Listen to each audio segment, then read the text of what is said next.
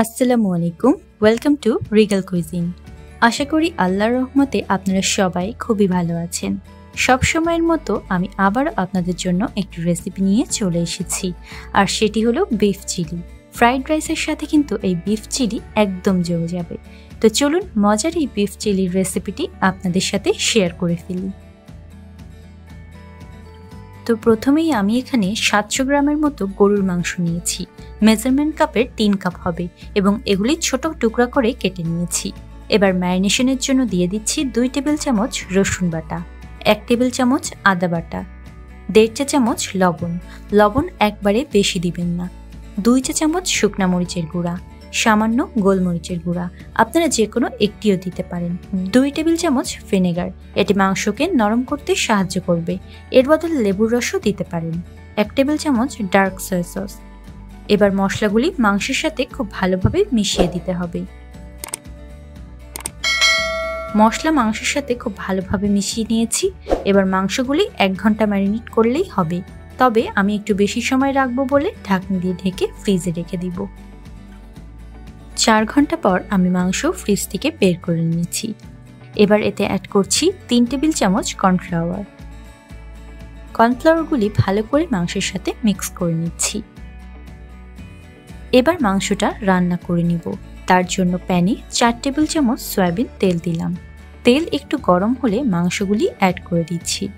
Spatula দিয়ে একটু নেড়ে দিলাম। তারপর মিডিয়াম হিটে ঢাকনি দিয়ে ঢেকে রান্না করতে থাকবো।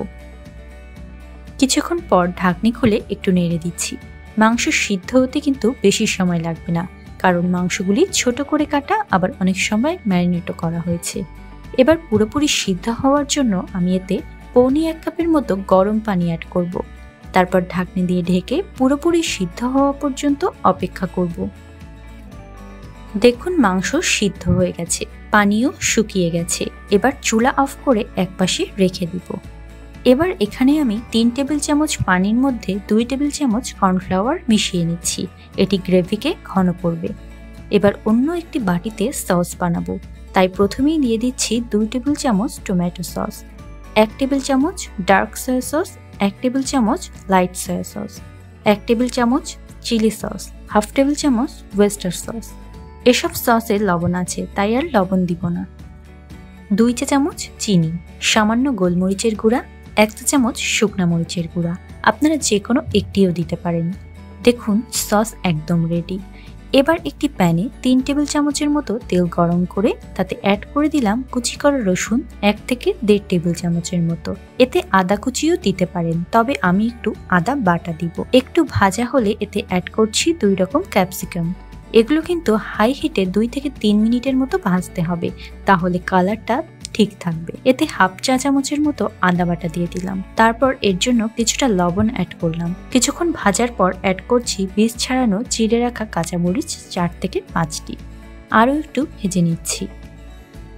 এখন অ্যাড করছি পেঁয়াজ। এগুলি 4 ভাগ করে কেটে ছাড়িয়ে নিয়েছি। ভেজিটেবলগুলো আপনারা আপনাদের পছন্দের পরিমাণ মতো নিতে পারেন।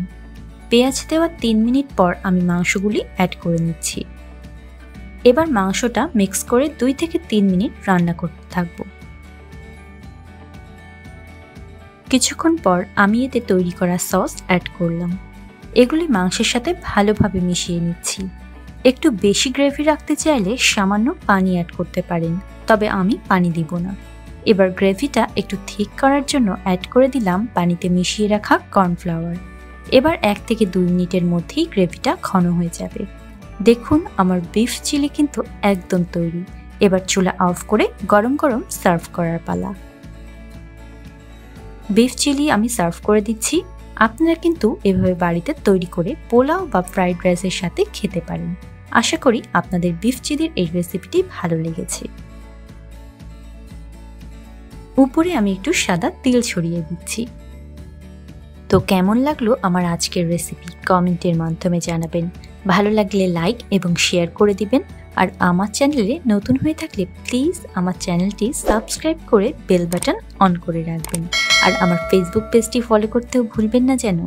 তো সবার সুস্থতা কামনা করে আজকের মতো বিদায় নিচ্ছি। আল্লাহ হাফেজ।